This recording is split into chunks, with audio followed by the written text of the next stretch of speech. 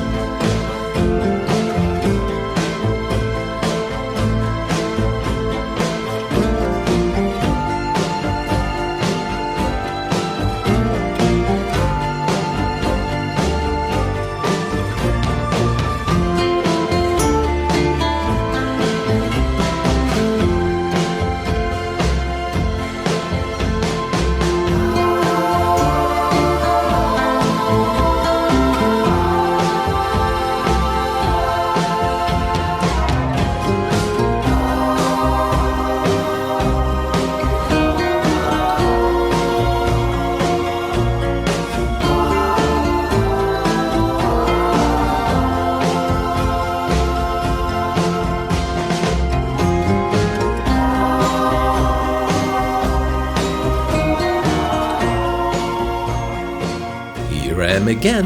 I'm just adjusting the fence here. We are getting closer to the outer edge of the toy area. There's still plenty of space left for more structures before we reach the station of the transport ride. To sum it up, we still need several buildings more on the deck and along the way to the station. Yeah, the toy area isn't letting us go anytime soon.